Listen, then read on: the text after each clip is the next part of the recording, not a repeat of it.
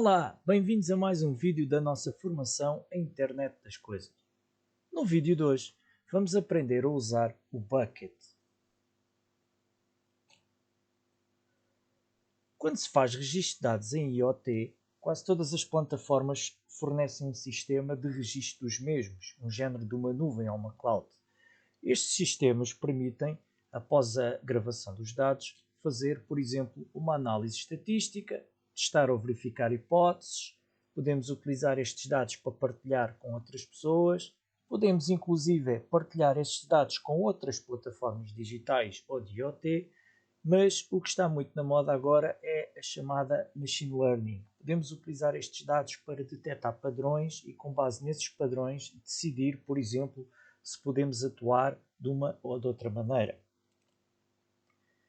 Quando nós adquirimos muitos dados, por exemplo, num projeto escolar, há sempre o problema de o que vamos fazer com eles. Ficam aqui algumas ideias que podemos fazer com a nossa estação meteorológica, em conjunto com os alunos, por forma a fazer uma utilização dos mesmos dados. É uma atividade interessante, por exemplo, para fazer em conjunto com a disciplina de matemática, ou MACS, ou outra coisa do género.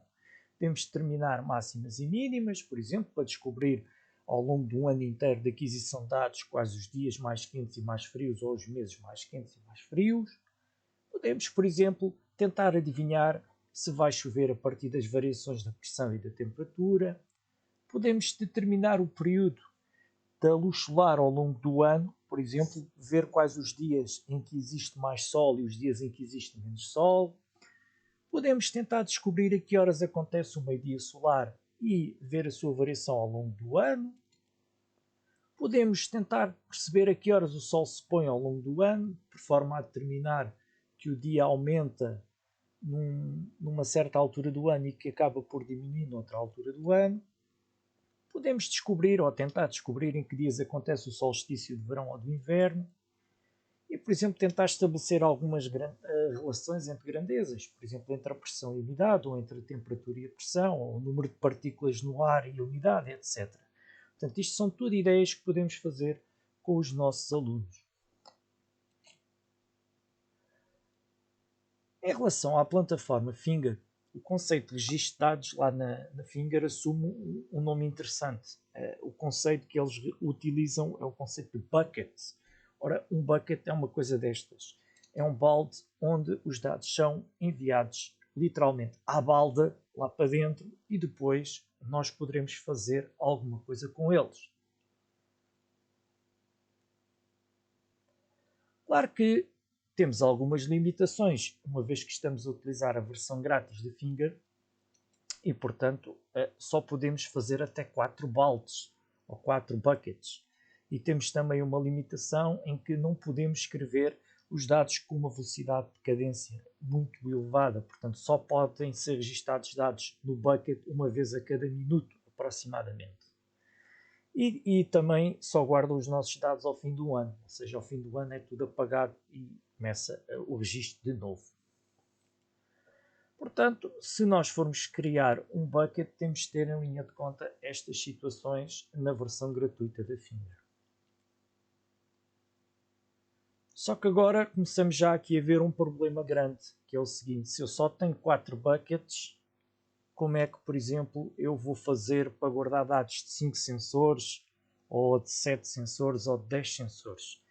Isto é um problema, porque se cada bucket registar os dados de um sensor, eu não vou conseguir fazer a minha estação meteorológica. Tenho aqui uma grande limitação.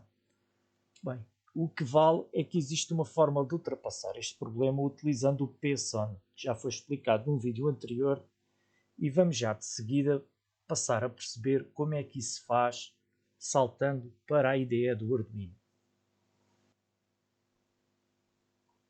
Ora, estamos de volta aqui na nossa ideia do Arduino e o que nós temos aqui declarado é a forma de enviar dados utilizando o PSON, como já foi registado no vídeo anterior. E o que estamos a fazer é, no fim de contas, a contornar as limitações do bucket. Como eu já referi, só podemos utilizar 4 buckets, então estaríamos limitados ao registro de dados de 4 variáveis. Então, para contornar isso, o que nós fazemos é, utilizamos o PSON, criamos aqui um conceito chamado dados, que é como se fosse um capítulo, e depois dentro deste capítulo os subcapítulos são as restantes variáveis. Portanto, é uma forma muito inteligente de contornar o problema, e o que vai acontecer é que eu vou enviar então um pacote chamado dados, e assim só gasto um bucket quando fizer o bucket na plataforma.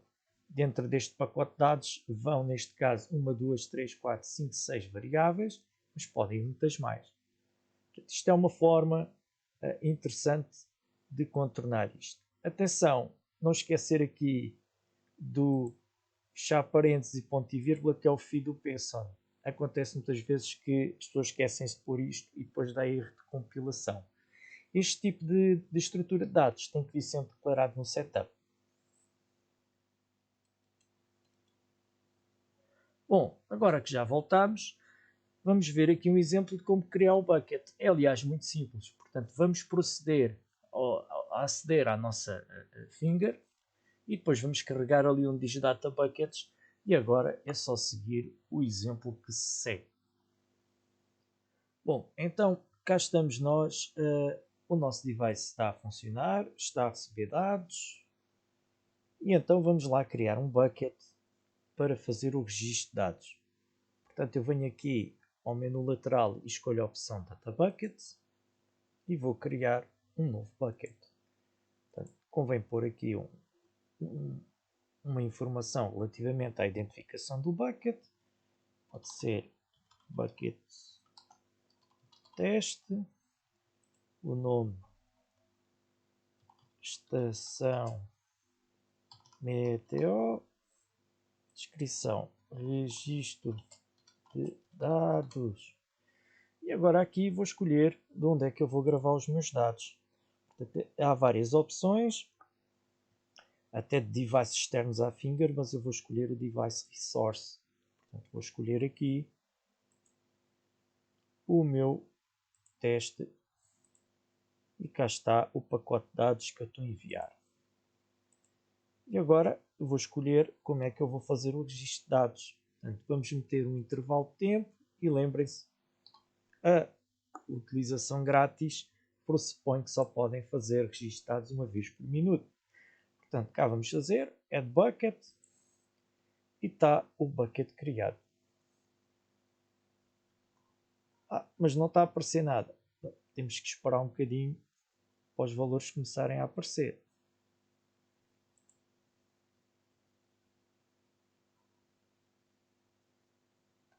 Bom, já passou algum tempo e aqui está, os dados já começaram a entrar no meu bucket. Portanto, podem ver aqui o dia, a hora e os valores que estão a chegar no meu pacote de dados. Unidade, o número de partículas, a temperatura, o tempo online, a temperatura máxima e mínima, etc. Portanto, o nosso bucket está a guardar os dados e vai fazer isto uma vez por minuto. O que é que eu posso fazer em seguida? Bem, eu posso ir ao meu dashboard e, por exemplo, agora acrescentar um gráfico que me vai mostrar os valores não em tempo real, que é o caso destes aqui. Estes estão a mostrar os valores que estão a ser medidos em tempo real pela nossa estação, mas posso adicionar um novo widget em que me vai fazer a exibição dos dados do bucket. Por exemplo, qual a variação da temperatura nas últimas 6 horas, vamos supor. Portanto, o que nós fazemos é adicionamos um novo widget.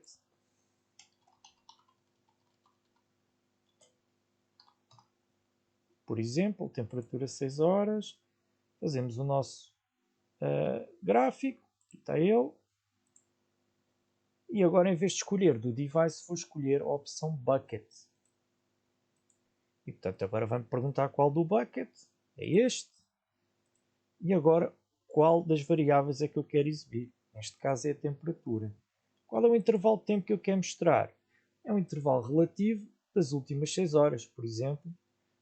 Posso aumentar aqui as horas, posso até meter dias, mas lembrem-se que quanto maior os dados a importar para o gráfico, mais tempo demora a página a carregar. Portanto, assim está aceitável. Fazemos save e aqui temos o gráfico do bucket. Portanto, ele só vai fazer o registro de dados uma vez a cada minuto.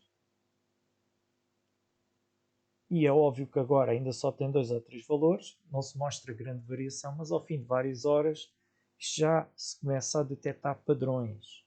E são esses padrões que interessa explorar e partilhar com os colegas e com os nossos alunos. Ora, estamos aqui na nossa ideia do Arduino e neste momento tenho 2 sensores montados. Tenho o DHT, mede a temperatura e umidade, e o das partículas. E reparem que eu já estou aqui a fazer um exemplo de um código mais complexo. Como nós já vimos anteriormente, temos aqui o nosso PSON a mandar os dados. E agora vamos ter aqui um truque. Como nós já referimos anteriormente, não se pode meter delays dentro do loop principal, porque senão esta instrução que aqui está, que é que faz a cadência de dados para a finger, começa a dar problemas. Então, uma forma de contornar isto é colocar um género de um conjuntozinho aqui, um género de um timer, um relógio. Portanto, o que eu estou a fazer aqui é o seguinte: se o millis é o relógio interno da Node MCU, se o tempo que já passou desde que ela foi ligada for maior que o valor da próxima medida, ele então faz o registro de dados. E portanto é aqui que ele vai fazer. Ele vai fazer a leitura da temperatura. Aqui neste conjunto de instruções vai tentar descobrir qual é o máximo e o mínimo. Aqui medimos a umidade e aqui os valores das partículas. E depois mostramos os valores aqui no Serial Monitor. Após fazer isto tudo, nós vamos definir que a próxima medida vai ser o tempo atual, que é o millis, mais um intervalo de medidas que eu defini previamente. Portanto, se repararem aqui em cima, eu tenho aqui uma variável chamada intervalo de medidas igual a 5000, ou seja, 5 segundos. O que isto significa é que os meus sensores aqui em baixo vão ser lidos uma vez a cada 5 segundos.